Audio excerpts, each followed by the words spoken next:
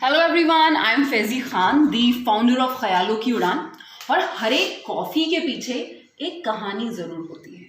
तो आज मैं बात करने वाली हूँ कॉफ़ी टेल्स के पीछे आखिर कहानी क्या है।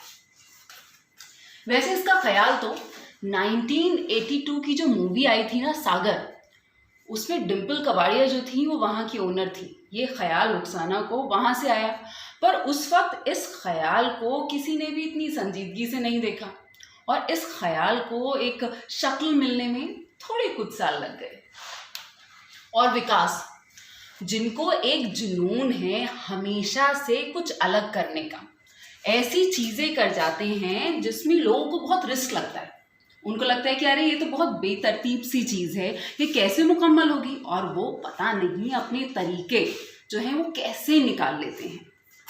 जिन चीज़ों से लोग थोड़े से डरते हैं वो एकदम से अपने जरिए निकाल लेते हैं। ये दोनों दौड़ते हैं, हज़ारों किलोमीटर्स जो हैं साइकिलिंग कर लेते हैं और साथ में बहुत हंसी ठहाका करते हैं, नए नए रिस्क लेते रहते हैं। ताकि ये सारे रिस्क लेते हैं ताकि अपनी ज़िंदगी में एक नई सी रफ्तार जोड़ सकें और जो भी इनके दिल में आता है उसे मुकम्मल करके रहते हैं। बात हाल ही की है, पिछला दिसंबर 2019, उस वक्त ये ट्रिप पे गए थे और वो ऐसी कोई छोटी मोटी ट्रिप नहीं थी। 6000 किलोमीटर्स जो है साइकिलिंग करके गए थे। वहाँ पे ये ख्याल आया कि अरे एक काम करते हैं, कैफ़े खोलते हैं। और सोचिए, फरवरी के महीने में कैफ़े खुल गया। यकीन था, जिद था, जुनून था, वो सारी चीज़ें की जो एक कस्टमर को चाहिए होती हैं।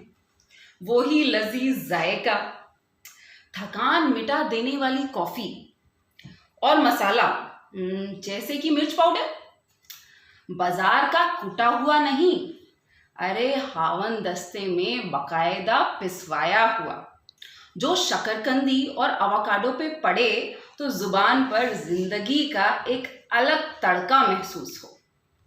पर होता क्या है कि अगर कोई भी चीज़ हो, कोई भी आप नई राह चुने और उसमें दिक्कतें ना हो तो थोड़ा सा मुश्किल हो जाता है। कैफ़े को करीब 1 ही महीना हुआ था और लॉकडाउन की खबर आ गई।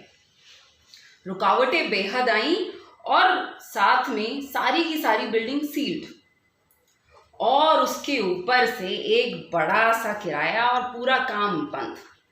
ऐसे वक्त में हो सकता है कि लोग जो हैं साथ छोड़ देते हैं, अपने आप का साथ छोड़ देते हैं, पर इन्होंने जो इनका ख्याल था, जो ख्वाब था, उसका साथ नहीं छोड़ा।